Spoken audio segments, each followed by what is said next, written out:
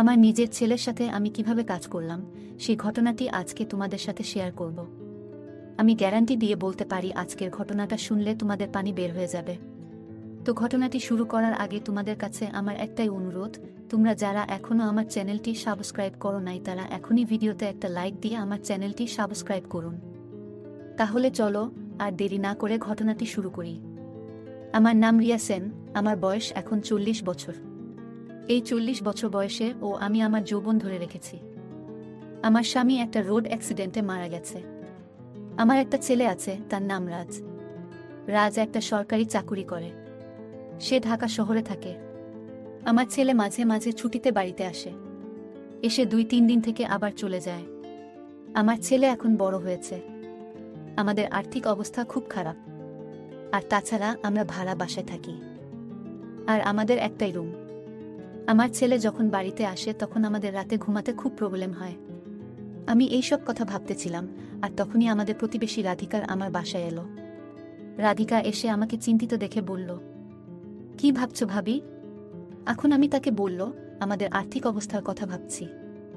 আমাদের একটাই রুম, আর আমার ছেলে যখন ছুটিতে বাড়িতে আসে তখন আমাদের থাকতে খুব প্রবলেম হয়।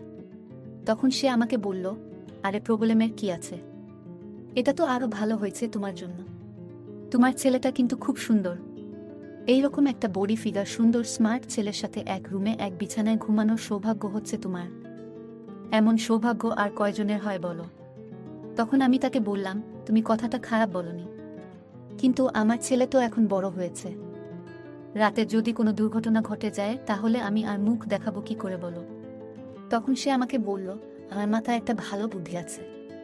তুমি তো জানোই যে আমাদের টাকা পয়সার কোনো অভাব নাই, আর আমার অনামিকে দেখতে ও অনেক সুন্দরী। তার সাথে তোমার ছেলের বিয়ে দিলে তারা খুব ভালো থাকবে, আর তোমাদের ও কোনো প্রবলেম থাকবে না। তখন আমি ভেবে দেখলাম তাদের তো একটাই মেয়ে, আর তাছাড়া মেয়েটা ও অনেক ভালো। তার সাথে আমার ছেলের বিয়ে হলে তো তাদের সব সম্পত্তি আমার ছেলেরই হবে, তখন আমাদের আর কোনো অভাব থাকবে না। তখন আমি একটু লজ্জা পেয়ে বললাম, কই কিছু না তো, তুই খেতে আয়। তারপর আমার ছেলে আমার পাশে এসে খেতে বসল।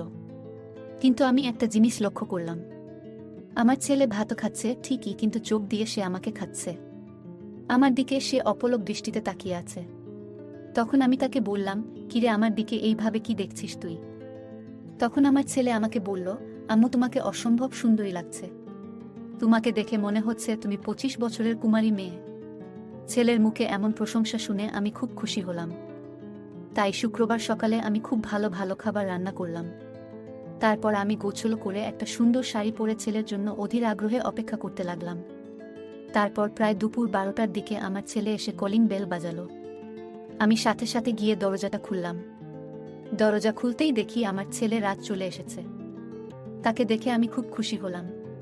তখন আমার ছেলে আমাকে জড়িয়ে ধরল, তখন আমি একটা অদ্ভুত সুখ অনুভব করলাম। তারপর আমি আমার ছেলেকে বললাম, দুপুর হয়ে গেছে, ব্যাগগুলো আমার কাছে দিয়ে তুই বাথরুমে গিয়ে গোসল করে আয়। গোসল করে আগে খাওয়া দাওয়া করে নে, তারপর আমরা গল্প করব। তখন ছেলে বলল, ঠিক বলিছে আম্মু, আমার খুব ক্ষুধা লেগেছে, আমি গোসল করে আসছি, তুমি তাড়াতাড়ি ভাত বাড়ো। তাই বলে ছেলে বাথরুমে চলে গেল গোসল করতে। তারপর সে গোসল করতে লাগলো, আর এদিকে আমি তার জন্য ভাত বেড়ে অপেক্ষা করতে লাগলাম। তারপর সে গোসল শেষ করে বাথরুম থেকে বের হলো। তখন তার পরনে ছিল একটা হাফ প্যান্ট। এই অবস্থায় তাকে দেখে আমি অবাক হয়ে এক নজরে তাকে দেখতে লাগলাম। তখন হঠাৎ আমার ছেলে আমাকে বলল, কি দেখছো আম্মু? তখন আমি একটু লজ্জা পেয়ে বললাম, কই কিছু না তো, তুই খেতে আয়।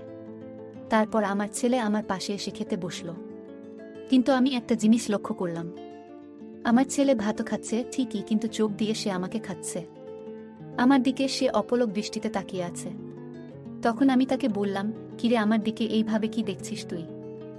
তখন আমার ছেলে আমাকে বলল, আম্মু তোমাকে অসম্ভব সুন্দরী লাগছে, তোমাকে দেখে মনে হচ্ছে তুমি 25 বছরের কুমারী মেয়ে। ছেলের মুখে এমন প্রশংসা শুনে আমি খুব খুশি হলাম। তখন আমি তাকে বললাম, হয়েছে, আর পাম দিতে হবে না, তুই এখন মন দিয়ে ভাত খা। তারপর আমার ছেলে খাওয়া দাওয়া শেষ করে তার রুমে চলে গেল, আর এদিকে আমি সেই থালা বাসনগুলো রান্নাঘরে নিয়ে রাখলাম। তারপর আমি রুমে আসলাম। রুমে এসে এক এক করে আমার ছেলের ব্যাগ থেকে তার সব জামা কাপড় বের করতে লাগলাম। কিন্তু আমি দেখলাম সেগুলো সব পুরাতন কাপড়। তখন আমি আমার ছেলেকে বললাম, তোর জামা কাপড়গুলো তো পুরাতন হয়ে গেছে। তখন আমার ছেলে বলল, এই মাসে বেতন পাইলে আমি আর তুমি একসাথে মার্কেটে গিয়ে আমাদের দুজনের জন্য নতুন কাপড় কিনব। তারপর আমি আমার ছেলের পাশে গিয়ে বসলাম আর আমরা দুজনে গল্প করতে লাগলাম। তখনই হঠাৎ আমার ছেলে আমাকে বলল, আম্মু একটা গুড নিউজ আছে। তখন আমি বললাম, কি গুড নিউজ বলতো? তখন আমার ছেলে বলল, আম্মু আমার বরিশাল ট্রান্সফার হয়ে গেছে। মানে আমাদের বাসা বরিশালে আর আমার ছেলের সেখানেই পোস্টিং হয়েছে। এটা শুনে আমি খুব খুশি হলাম। তখনই আমি তাকে জড়িয়ে ধরলাম আর তখন আমার ছেলেও আমাকে শক্ত করে জড়িয়ে ধরল। তখন আমি অসম্ভব সুখ অনুভব করলাম। তখনই হঠাৎ আমার হুঁশ ফিরে আসলো। আমি ভাবলাম, এটা তো আমার ছেলে। সাথে সাথেই আমি তার থেকে আমাকে ছাড়িয়ে নিলাম। তখন আমি তাকে বললাম, আচ্ছা বাবা, তুই তো অনেক বড় হয়েছিস, আর তাছাড়া এখন তুই ভালো একটা চাকুরিও করিস, তাই তোর জন্য আমি একটা মেয়ে ঠিক করেছি। তখন আমার ছেলে একটু রেগে গিয়ে বলল, আম্মু আমি এখন বিয়ে করতে পারবো না। আমি তোমার আর আমার মাঝে অন্য কোনো মেয়েকে আনতে পারবো না। এদিকে আমার ছেলে সুখী করতে চাই। আমি আমার ছেলের কথার আগাগোড়া কিছুই বুঝলাম না। তখন আমি তাকে বললাম, আচ্ছা তুই এখন একটু রেস্ট নে, আমি একটু বাজারে যাচ্ছি বাজার করতে। তাই বলে আমি ছেলেকে রেখে বাজারের ব্যাগটা নিয়ে বাসা থেকে বের হলাম। কিন্তু আমার ছেলে আমাকে পেছন থেকে দেখতে লাগলো। এটা আমি বুঝতেই পারিনি। আমি বাজারে যাওয়ার সময় ভাবতে লাগলাম, আচ্ছা আমার ছেলে কি বলতে চাচ্ছে? সে বিয়ে করতে চাচ্ছে না কেন? আর সে আমাকে কোনো সুখ দিতে চাচ্ছে? আমি এইসব ভাবতে লাগলাম। এদিকে আমার ছেলে ঘুমিয়ে পড়ল। আমি বাজার শেষ করে যখন বাসায় ফিরলাম তখন দেখি আমার ছেলে ঘুমাচ্ছে। এটা দেখে আমি তাকে ডাকতে শুরু করলাম, কারণ এখন সন্ধ্যা হয়ে গেছে। আমি ছেলেকে অনেক ডাকলাম কিন্তু সে আমার ডাকে কোনো সাড়া দিল না। তখন আমি তার গায়ে হাত দিয়ে ডাকতেই সে আমার হাতটা ধরে এক টান দিয়ে বিছানায় ফেলে দিল আর সাথে সাথে সে আমাকে শক্ত করে জড়িয়ে ধরল। তখন আমি বলতে শুরু করলাম, কি করছিস বাবা? আমি তোর মা। তখন আমি জোর করে তার থেকে নিজেকে ছাড়িয়ে নিলাম। তারপর তাকে বললাম, সন্ধ্যা হয়ে গেছে, এখন বিছানা থেকে ওঠ বাবা। তাই বলেই আমি রুম থেকে বের হয়ে গেলাম আর বাইরে এসে মনে মনে ভাবতে লাগলাম, আমার ছেলে তো বড় হয়ে গেছে, রাতে আমি তার সাথে একই বিছানায় কিভাবে ঘুমাবো? রাতে যখন আমি ঘুমিয়ে থাকবো তখন যদি কোনো দুর্ঘটনা ঘটে যায় তাহলে সকালে আমি ছেলের সামনে মুখ দেখাবো কি করে? বাইরে এসে আমি এই সব ভাবতে লাগলাম। আর ঠিক তখনই আমার ছেলে ও রুম থেকে বাইরে চলে এলো। তখন আমি একটা জিনিস লক্ষ্য করলাম, আমার ছেলে আমার দিকে অদ্ভুতভাবে কামনা দৃষ্টিতে তাকিয়ে আছে। আমি একটা মেয়ে হয়ে তার চাহনি খুব ভালোভাবেই বুঝতে পারলাম, কিন্তু আমি তাকে কিছুই বুঝতে দিলাম না। তারপর আমি সোজা রান্নাঘরে চলে গেলাম। তখন আমার ছেলেও আমার পিছে পিছে রান্নাঘরে গেল। তারপর সে আমার সামনে বসল। আমি তখন নিচু হয়ে তরকারি কুটতেছিলাম। হঠাৎই আমার বুকের উপর থেকে আমার শাড়ির আঁচলটা সরে গেল। সাথে সাথে আমার ছেলে সেই দিকে অপলক দৃষ্টিতে তাকিয়ে থাকল। তখন আমার চোখ পড়ল ছেলের চোখে। আমি তখন একটু লজ্জা পেলাম আর ছেলেকে বললাম, কিরে এইভাবে কি দেখছিস? তখন আমার ছেলে বলল, তোমাকে দেখছি আম্মু। বিধাতা তোমাকে কত সুন্দর করে বানিয়েছে, তোমার সব কিছুই অসম্ভব সুন্দর। তখন আমি আমার ছেলেকে বললাম, হয়েছে, আর পাম দিতে হবে না, এখন এখান থেকে যা তুই, আমাকে আমার মতো করে রান্না করতে দে। তখন আমার ছেলে বলল, কেন আম্মু, আমি কি তোমাকে কোনো ডিস্টার্ব করছি নাকি? তখন আমি বললাম, ডিস্টার্ব করবি কেন? কিন্তু তুই রান্নাঘরে কি করবি? এখানে অনেক গরম, তুই ঘরে যা, আমি রান্না করে আনছি। তখন আমার কথা মতো ছেলে তার রুমে চলে গেল। তারপর আমি রান্না করতে করতে ভাবতে লাগলাম, সারাদিন তো কোনোভাবে কেটে গেল, কিন্তু রাতও কিভাবে কাটাবো? আমার ছেলের চোখে তো কামনার ছাপ দেখতে পাচ্ছি। আমার কাছে তো মনে হয় রাতে আমরা এক বিছানায় ঘুমালে একটা দুর্ঘটনা ঘটবেই। এইসব ভাবতে ভাবতে আমি রান্না শেষ করলাম। তারপর ভাত বেড়ে আমার ছেলেকে খেতে ডাকলাম। তখন আমার ছেলে ও খেতে আসলো। তারপর আমরা দুইজনে একসাথে রাতের খাওয়া দাওয়া শেষ করলাম। খাওয়া দাওয়া শেষ করে আমার ছেলে রুমে চলে গেল আর আমি থালা বাসনগুলো নিয়ে রান্নাঘরে চলে গেলাম। তারপর সেগুলো পরিষ্কার করে রুমে আসলাম। তখন দেখি আমার ছেলে একটা লুঙ্গি পরে বিছানায় শুয়ে আছে। তার মাথার পাশে একটা বালিশ রাখা, মানে সে চাচ্ছে আমি তার পাশে শুই। তখন আমি সেই নিয়ে চলে আসতে যাব, তখন আমার ছেলে আমার হাতটা ধরে বলল, কোথায় যাচ্ছ আম্মু? তখন আমি বললাম, বাবা তুই এখানে ঘুমা, আর আমি রান্নাঘরে গিয়ে ঘুমাচ্ছি। তখন আমার ছেলে একটু রেগে গিয়ে বলল, রান্নাঘরে কেন যাবে? তুমি রান্নাঘরে গেলে আমিও সেখানে যাব। তখন আমি দেখলাম এটা তো মহা যন্ত্রণা। আবার ছেলে লুঙ্গি পরে আছে, আর আমি একটা শাড়ি পরে আছি। আমার পরনে শাড়ি আর সায়া, এদিকে ছেলের পরনে লুঙ্গি। তার মানে রাতে ঘুমের ঘরে যে কোনো দুর্ঘটনা ঘটতে পারে। এদিকে ছেলে ও বায়না করে বসে আছে তার সাথে একই বিছানায় ঘুমাতে হবে। তখন আমি নিরুপায় হয়ে আমার ছেলেকে বললাম, আচ্ছা ঠিক আছে, আমি তোর পাশে ঘুমাচ্ছি, কিন্তু তার আগে তোকে এই লুঙ্গি খুলে প্যান্ট পরতে হবে।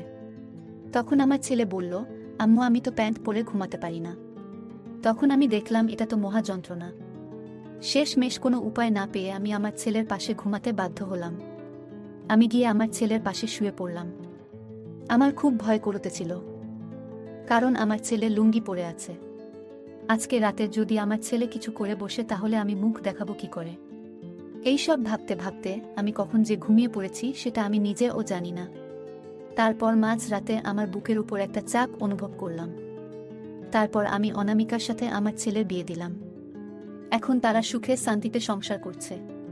তো বন্ধুরা, আমি আজকের ভিডিওতে বোঝাতে চেয়েছি স্বামী স্ত্রী ছাড়া অন্য কারো সাথে মিলামেশা করা জঘন্যতম পাপ। দয়া করে আমার ছেলের মতো ভুল তোমরা কেউ করবে না। আমার ছেলে তো তার ভুল বুঝতে পেরেছে, তো তোমরা কেউ এমন কথা চিন্তা ও করবে না। আজকের মতো এখানেই শেষ করছি। ভালো থেকো সবাই। আর তুই সেই মায়ের সাথে এইসব করতে চাচ্ছিস, তোর লজ্জা করা উচিত। আমার এইসব কথা শুনে ছেলে তার ভুল বুঝতে পারল। তখন সে কান্না করতে করতে আমাকে বলল, আম্মু আমার অনেক বড় ভুল হয়ে গেছে, তুমি আমাকে ক্ষমা করে দাও। তখন আমি বুঝতে পারলাম আমার ছেলে মন থেকে ক্ষমা চাচ্ছে, তাই আমিও তাকে ক্ষমা করে দিলাম। তারপর তাকে আমি বললাম, তাহলে আমি রাধিকার মেয়ে অনামিকার সাথে তোর বিয়ের ব্যবস্থা করছি, তুই আর অমত করিস না বাবা। তখন আমার ছেলে বলল, দেখো আম্মু তুমি যেটা ভালো মনে করো। তারপর আমি অনামিকার সাথে আমার ছেলের বিয়ে দিলাম। এখন তারা সুখে শান্তিতে সংসার করছে। তো বন্ধুরা, আমি আজকের ভিডিওতে বোঝাতে চেয়েছি স্বামী স্ত্রী ছাড়া অন্য কারো সাথে মিলামেশা করা জঘন্যতম পাপ। দয়া করে আমার ছেলের মতো ভুল তোমরা কেউ করবে না। আমার ছেলে তো তার ভুল বুঝতে পেরেছে, তো তোমরা কেউ এমন কথা চিন্তা ও করবে না। আজকের মতো এখানেই শেষ করছি। ভালো থেকো সবাই।